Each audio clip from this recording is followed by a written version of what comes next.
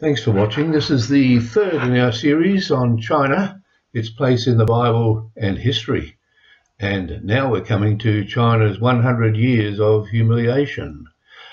China itself refers to this time in its history as a period of humiliation nationally from about 1840 until the end of the Second World War. Now, we've looked at China as being amongst the 70 nations of Genesis chapter 10. We've seen that China is actually descended from the Canaanites and the Sinites, being the eighth sin of Canaan. They've inherited the curse placed upon the Canaanites in the early chapters of Genesis. And after the Tower of Babel, they were scattered right away to the far east. Their role under the curse that was placed upon them through Noah by God is to be servants of servants down through history. And they've developed as servants remarkable strengths and skills which are quite unique to them and really quite significant in their current situation today. Now they're attempting to break out of that curse of servitude. What we saw was that after the flood in Genesis chapter 10, there is a list there of the 70 nations which came from the three sons of Noah. And the son Ham had 4 sons.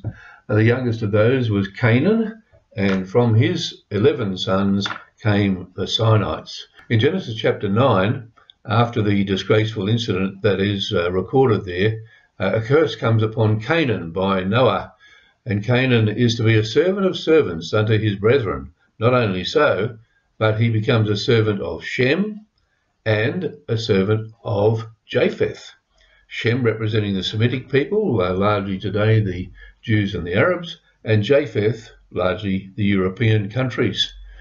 And in Genesis chapter 10, we read that after the 11 sons of Canaan are born and develop, among whom was the Sinite, afterwards were the families of the Canaanites spread abroad. That's, of course, as a result of the scattering of the various peoples of the earth after the Tower of Babel incident in Genesis chapter 11.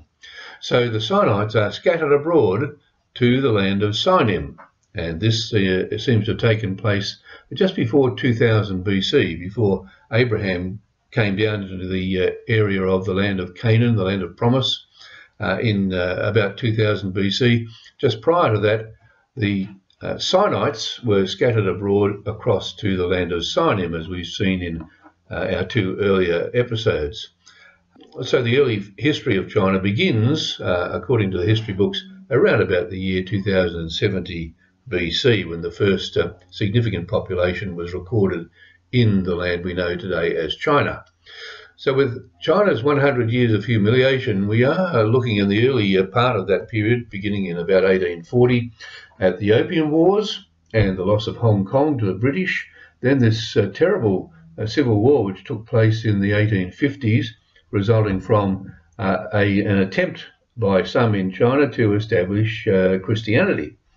Christianity has never been really a comfortable place to be in the country of China. Completely different culture, completely different religious beliefs and values. In the 1890s, we'll be seeing the first Sino-Japanese war, which resulted in the loss of Taiwan to the Japanese. Let's go back then and look now at the Opium Wars. The background of the Opium Wars was that Great Britain had established the British East India Company in about the year 1600. It had continued to trade and bring goods from the east back to Britain. And ultimately, a trade was established between the British East India Company and China in enormous quantities of opium that was grown in India and traded with the Chinese people for silk and porcelain and especially tea. And these products were shipped back to Great Britain. And the trade resulted in huge amounts of opium being traded to China. And with the advent of tobacco smoking from the Americas, some countries started experimenting with the smoking of opium. And in China, the men in particular developed an insatiable craving for the smoking of opium. and they became totally addicted to it. Up to 25% of the population, much of the army, the defence people in China, became addicted to opium, and of course, as a result, the whole effects were totally disastrous, physically and socially. But the British merchants kept on trading the opium, grown in India, huge profits there, even after China declared the import of opium to be illegal. So came the Opium Wars. Two main battles between 1840 and 1860. The wars raged for quite a long period of time during that period, and the British became victorious. What happened was that trying to stop the illegal opium trade, the authorities in China actually set fire to a huge shipment of 20,000 bales of opium worth millions of pounds, even in those days, to the British merchants. And when the Chinese refused to do anything about it, to make any reparations for this destruction of this great shipment, eventually word got back to Queen Victoria, and she authorised the British troops to invade China, supporting the British East India Company, who had troops of their own. China was defeated, and Hong Kong, as a result of that defeat, the agreement was that Hong Kong would become a British colony.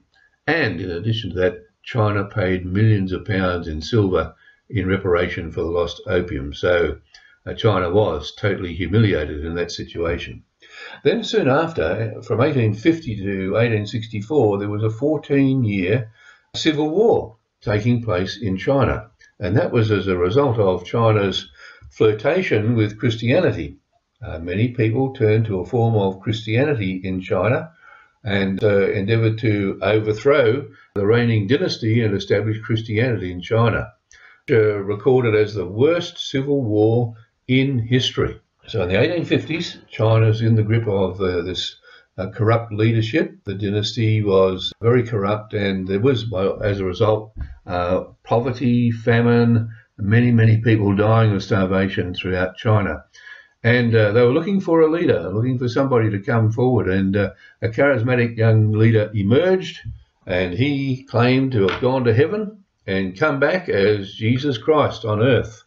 Some suggestion is that he might have claimed to be the brother of Jesus Christ, but most records seem to say that he actually thought he was Jesus Christ on earth. His name was Hong Shuquan, if I can pronounce it correctly. And he took Chinese traditions and history and culture and blended it with Christianity as he understood it, and brought out this unique form of Christianity and formed a group of followers known as the God-worshipping Society, or otherwise they were known as the Heavenly Kingdom. And because of all of the social unrest and the disappointments of poor harvests and great difficulties that the Chinese people were facing, he attracted millions of followers over this 14-year period. The armies that were formed as a result of the formation of this Heavenly Kingdom group fought with a tremendous religious fervour, fanaticism, we might say, in their endeavour to gain control of the country from the ruling dynasty. So it lasted, as we said, for 14 years.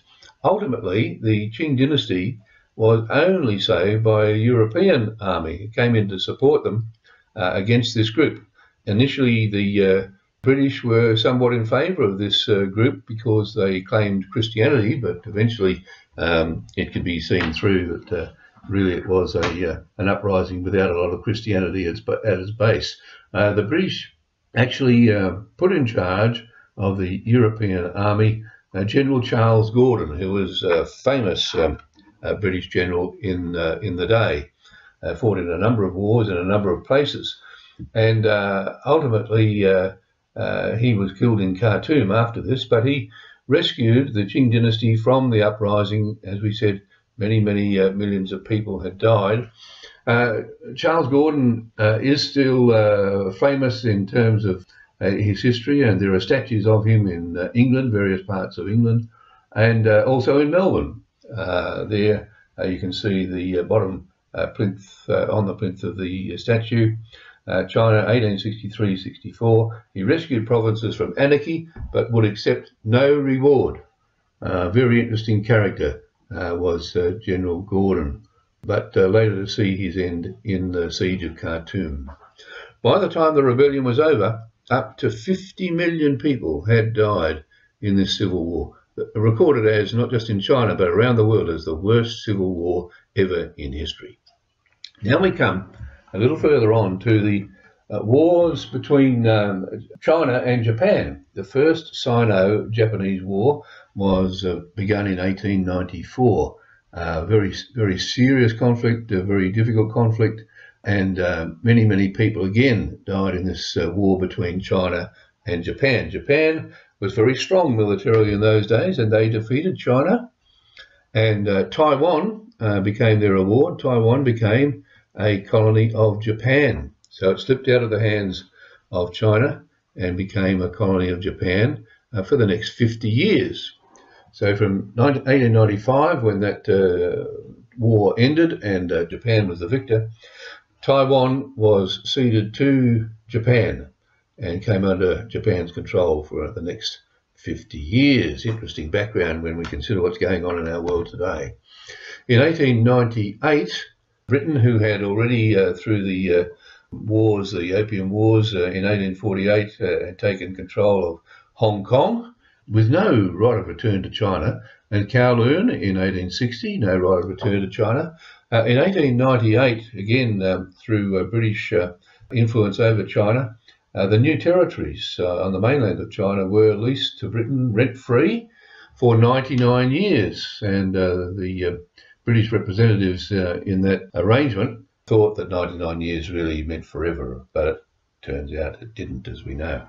Nevertheless, what was happening in that period of time was that China was being humiliated by many countries around. The China pie, we might say, was being divided up without China really having any say in it. You can see the people who had a seat at the table in this dividing up of territories within China were Britain and Germany and Russia and France and Japan, all during that period of conflict from 1840 to 1900, grabbing their share of the country, and China really throwing up their hands and not having much chance of doing anything about it. Now we come to 1900 and the Boxer Rebellion. The Boxer Rebellion resulted in the loss by China to an 8-nation alliance of various countries, which we'll talk about. The Boxers were called such because they had a very aggressive appearance, their physical presence. They exercised their strength. They practiced martial arts in various Asian extreme forms, and they formed a group, a wonderful name, the Secret Society of the Righteous and Harmonious Fists, known to the Western people as the Boxers. Their aim was to get rid of all foreigners from China, especially Christians. Christianity, as we said, has never had a really good time in China. It's completely foreign to them in terms of their culture, their background, their understanding and their worship of various forms of religion that they practice within. So they murdered Christian missionaries and they tortured their wives and their children and endeavoured to drive Westerners completely out of China. When they actually prepared themselves to get to fight, they worked themselves up in this to this tremendous mindset. They have a frenzy, a mental frenzy. They believe they were inhabited by other spirits during this time, and it actually made their bodies impervious to bullets. That's what they told themselves. Didn't quite work out that way, of course, but that's the kind of mindset that they developed as they moved themselves into this frenzy of military activity. The Boxers were a resistance group whose primary aim was to evict all the Europeans from China.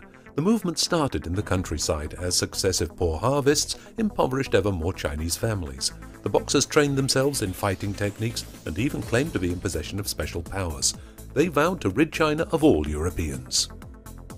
This movement, the Righteous and Harmonious Fists, became very strong, and the Chinese leaders actually supported this Boxer Rebellion and sent the National Army, the Imperial Chinese Army, to lay siege to all of the main foreign embassies there in Beijing, as we call it today, Peking, the headquarters of all of the foreign embassies with their citizens, their soldiers, and the embassies held out against both the Boxers and the Chinese army for a total of 55 days. It was a terrible siege, 55 days at Peking, until a huge relief force arrived, the Eight-Nation Alliance, as it's called, from countries including Britain, the United States, Japan, Russia, and Europe.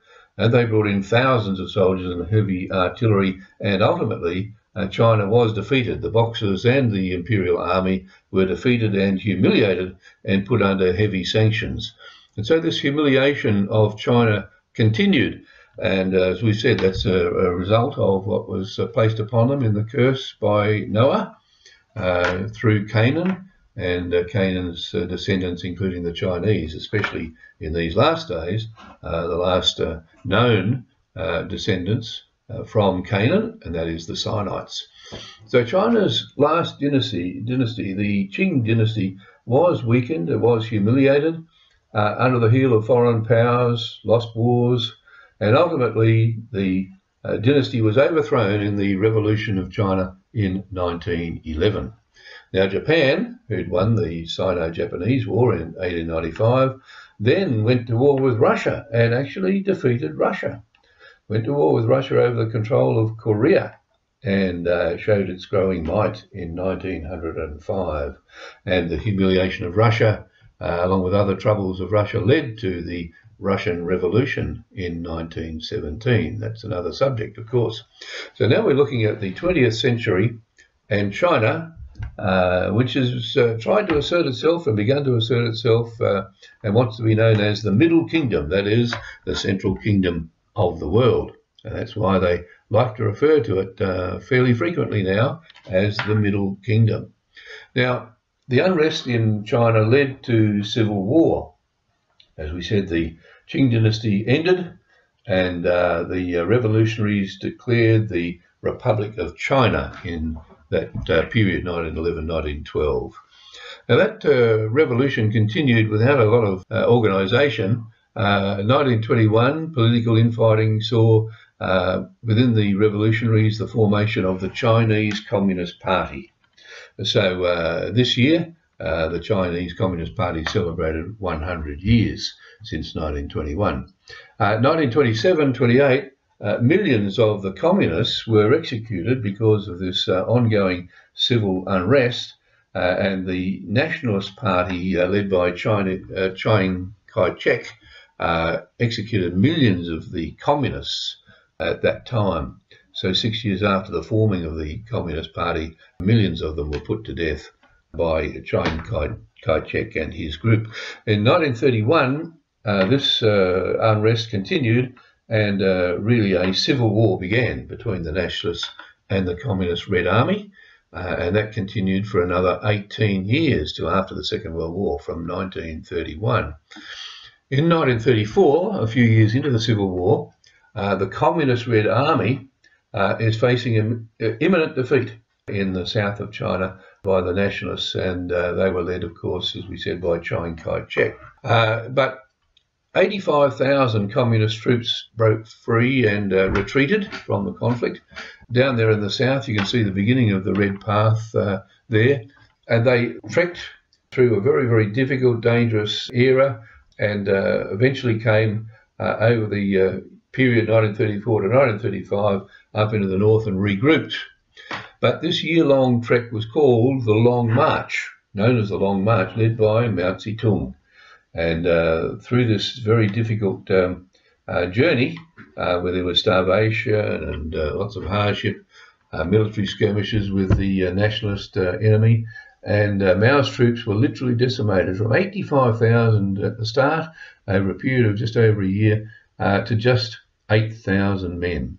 But after the Long March and they got to the north, they found their supporters would gather to them there, and they were able to regroup and build a mighty new army. So from 1935, the communist forces became much, much stronger.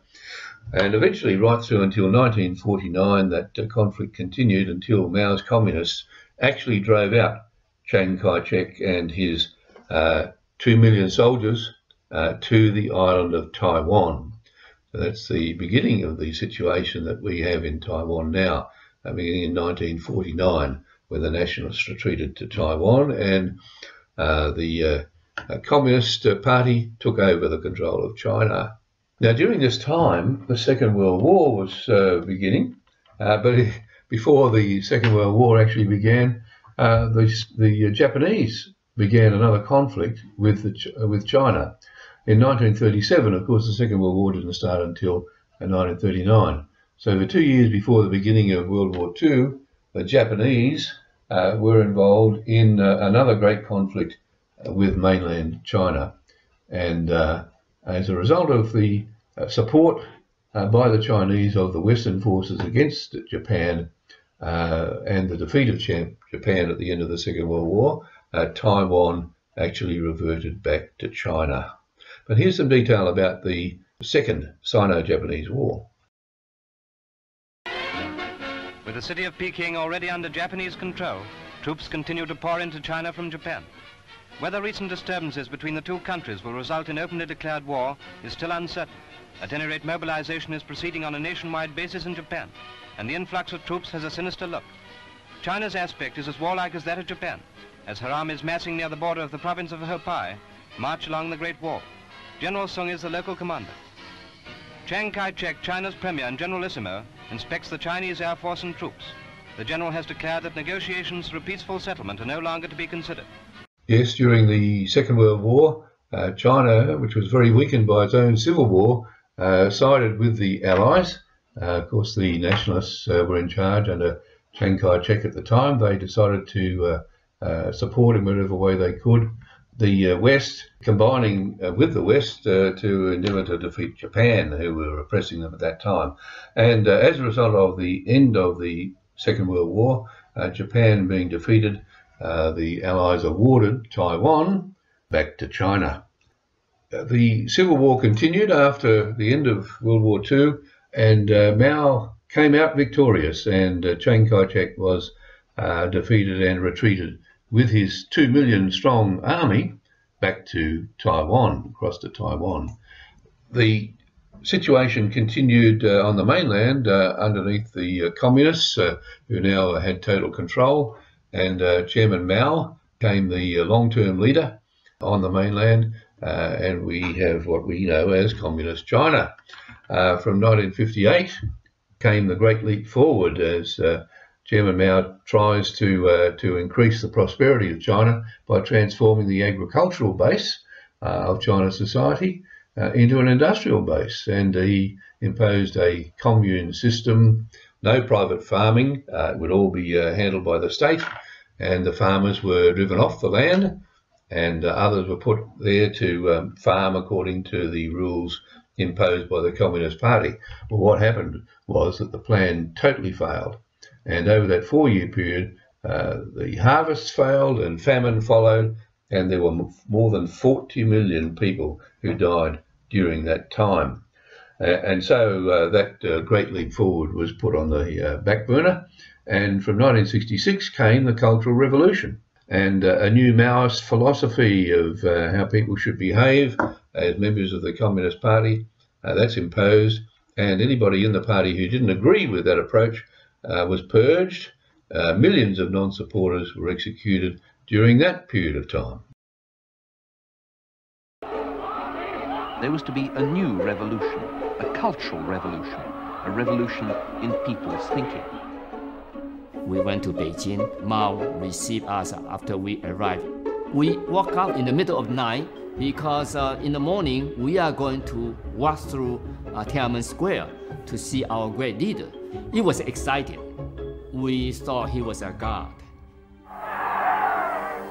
Inspired by Mao, the Red Guards went wild in their enthusiasm to keep the revolution alive. They worship Mao as their leader and follow his instructions without question. The Cultural Revolution went until about 1976.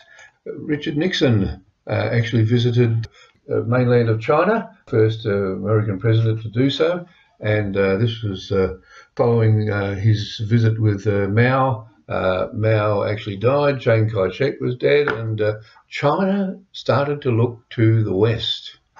And this is the context of our next session, China's astonishing rise after that period in the 1970s. After about 1978, China began to take hold of opportunities of trade and increased industry as a result of Western technology. And China took hold of many opportunities to begin their rise to where they are today. And the question we're asking ourselves now is war with China inevitable? Well, we'll be looking at session 4 next, but here's a preview of what's happening in China militarily at the present time and the approach of the current ruler, Xi Jinping, to preparations for war.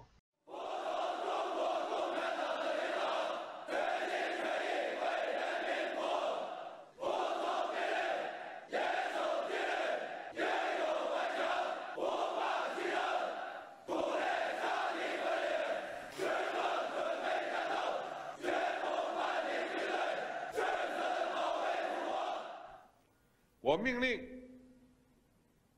全军各级要强化练兵备战鲜明导向，坚定不移把军事训练摆在战略位置，作为中心工作，抓住不放，抓出成效。要坚持领导带头，以上率下，坚持实战实训，连战连训，坚持按纲施训。 So please move on now to part 4, where we're looking at China's astonishing rise.